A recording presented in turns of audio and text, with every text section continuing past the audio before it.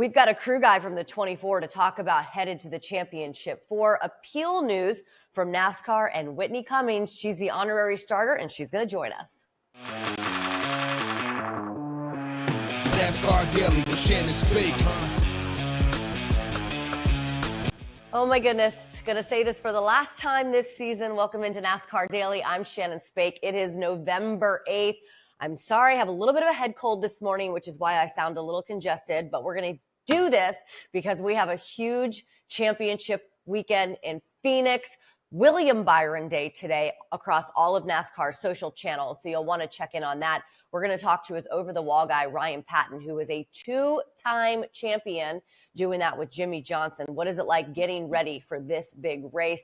Plus, we have some appeal news, and Whitney Cummings, she's going to be waving the flag this weekend. She's the honorary starter out there at Phoenix, and she spent some time with us. I'm a big fan and really had a great conversation with her. That will be a little bit later. But first, let's get you caught up on the appeal penalty. So we do know that Trackhouse Racing and Richard Childress Racing appealed the penalties that came down from Martinsville. Well, Trackhouse has lost its appeal to the penalties for race manipulation. Thank you, Bob Pockris, for this. RCR has since withdrawn its appeal. It would have been a different panel. Good information there. Trackhouse, we respect the decision and we'll put the matter behind us. We're looking forward to a great championship weekend. Remember, Ross Chastain won this race 1 year ago, so they are looking ahead to Phoenix and not behind to Martinsville. That appeal was heard yesterday, so that will be the only one that will go in front of the appeal board. The weekend schedule, like I said, big weekend, and it all starts today on Friday. We will know by the end of the day who the Truck Series champion is. Ben Rhodes got it done last year. Right now competing, Grant Enfinger, Christian Eckes, Corey Heim, and Ty Majeski. Then on Saturday, we have the Xfinity Series, Cole Custer, the defending series champ, Austin Hill, AJ Allmendinger, Justin Allgaier, and Cole Custer are going for the championship this season. And then, of course, we've got the big stuff going on Sunday. We know the championship for Ryan Blaney, Tyler Reddick, Joey Logano, and William Byron. So today's William Byron Day. Let's take a look at how he got to the playoffs and, of course, how he made it to the championship for his first win, the biggest one of the season, the Daytona 500, getting that championship. I got to sit down with him and Rick Hendrick after that. It was pretty cool. He also won at Austin earlier this year and Martinsville. But this is the crazy thing. He hasn't won since that Martinsville race.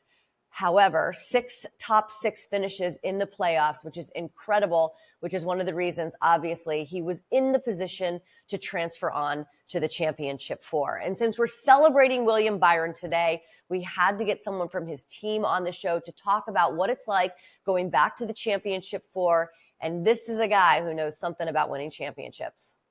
And since we're talking about all things 24 and William Byron, we might as well check in with one of the guys who's going to go over the wall for Willie B this weekend in the championship four. That's Ryan Patton, two-time champion, by the way, at Hendrick Motorsports. Hey, Ryan, before we get going, I just got to do an OH. I-O. There you go. I'm not an Ohio State fan, but I've done a lot of games there, and I know it's a religious experience. I like, how many years were you at Ohio State again? So I did my undergraduate there, and then I also went to grad school there to get my master's. So I was there for 5 full football seasons. Never lost the team up north, I will say that. So that's always a good thing. But there's racing's amazing, and we have some great races like this weekend coming up. But it's really tough to beat a Saturday in the horseshoe, that's for sure. Yeah, I remember covering a practice the week before a Michigan-Ohio State game, and they had the M's crossed out of everything, like all over the facility. So that is a true rivalry. But listen, there's so many great matchups in racing, and I know that this is just an extension of what you did when you played college football and of course, when you worked in college football. What is the pressure like for you guys individually that have to go over the wall this week? What's the pressure building up to this race?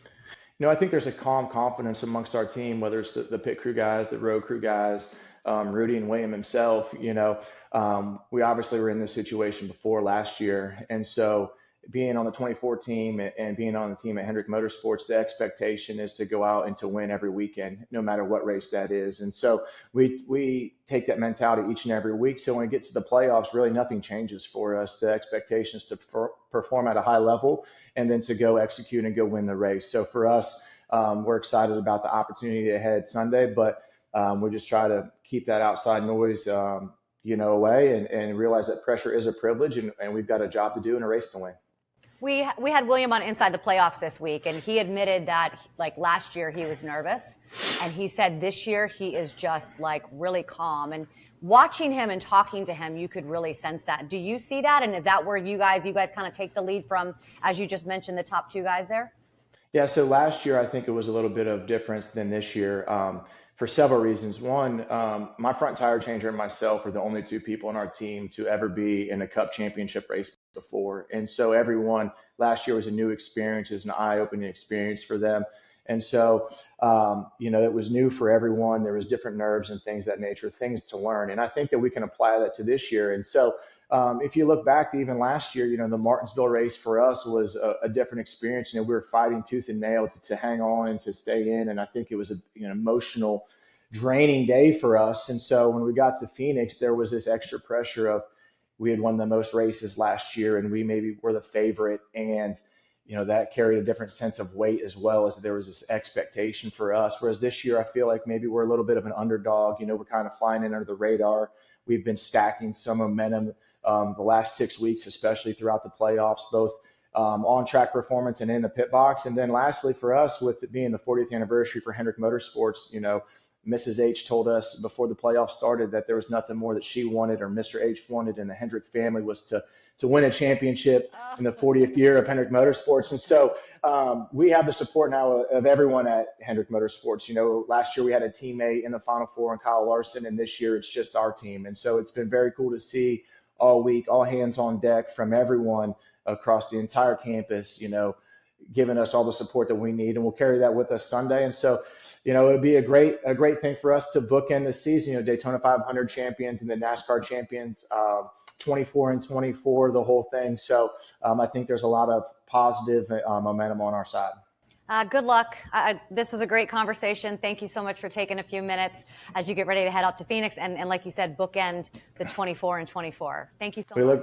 We look forward to it. Thank you for having me.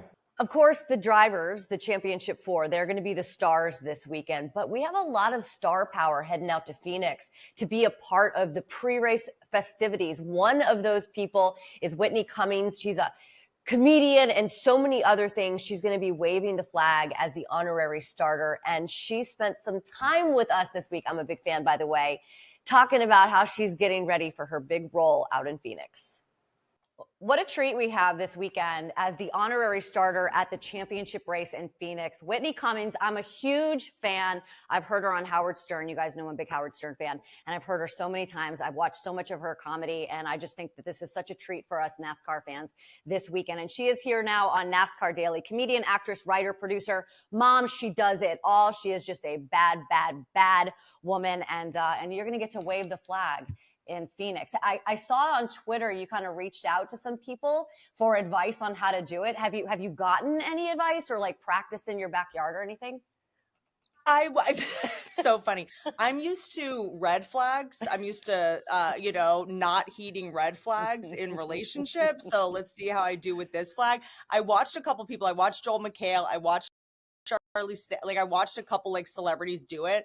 I don't know. I think I'm just going to ask. I have so many family members that are really good, huge fans, and they'll be better to give me advice. I'm not going to look to Hollywood for advice on anything ever again. So I'm, half of them went to Diddy parties. I'm not going to ask them how to wave a flag. They couldn't even call the police when they saw what they saw. So I got to talk to Charlize before she waved the flag at the Daytona 500, which was really exciting because like she was at the drivers meeting and she got to kind of take it all in. And obviously the Daytona 500 is our championship race to start the season. This is our championship race. So what are you going to do during the day? Do you have your itinerary yet?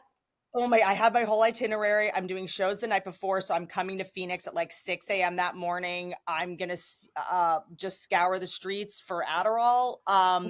Perhaps first things first, I'm trying to figure out what to wear. Is that so dorky? No. Flats. Wear flats. There's a lot of walking. I'm just such a fan of this. I'm a fan of the fans also. So I'm the person that's going to like be in the, like talking to fans and stuff. Like I'm a little scared to meet the drivers. I'm really in awe of what they do. I get really intimidated. I don't get starstruck by celebrities, but when it comes to like athletes that are the best at what they do and men that, you know how to stay in their lane, literally and figuratively, for a living. I'm in awe of them, and I get very awkward. I don't know what to say. I start just like flirting. A man that can pull off a onesie, like I live in Los Angeles, where men cannot drive to save their lives. They have no useful skills. So to see a man that can actually, I'm just going to be speechless, quite frankly. I think everyone's going to see a very different side of me because, I think people see me from the roast, see me on stage being very confident, but I get very humble and very starstruck around incredible athletes that are the best at what they do, that are, people say to me, "You're a comedian. That must be so scary. I could never do that." Like, this is where I'm like, I could never do what you guys are doing. Like, this is a level of fearlessness and badassery that I couldn't even fathom. Let me do, I'm sure you do these all the time, and I know they can be a little exhausting, but little rapid fire, right, for some of the NASCAR fans. And maybe they're easy questions. They're super easy questions, okay? What kind of car do you drive? You just mentioned the vintage car that you got, but what kind of car do you drive? I'm going to get in trouble for this. I had to lease it because I was in a jam, a Range Rover. I'm in a Range Rover truck. It fit the freaking car seat. Yeah, you're a mom.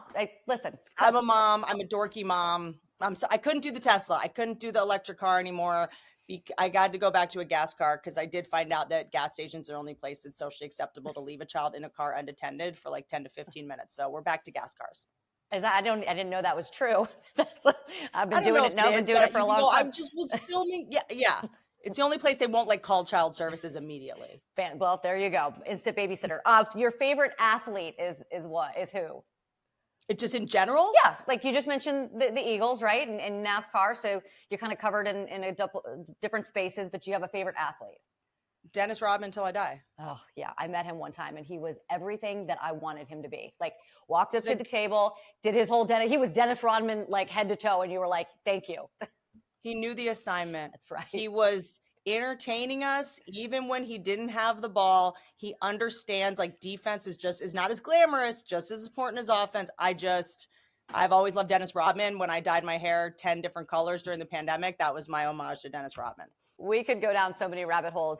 You are awesome. Like I said, I'm a big fan. Thank you for entertaining me for hours and hours and hours. Thank you for allowing me and all of us to listen in on your life and share it with us and allow us to connect with you on that level. So I appreciate it. And then NASCAR fans, thank you for letting me come in. And, I'm not the most knowledgeable, but I'm just a fan, and I, want to be a part of it. And I'm just grateful that everyone's going to, let me participate. This is a dream I've had for a long time, and I've always sort of waited. And I can't wait to be a regular with my son.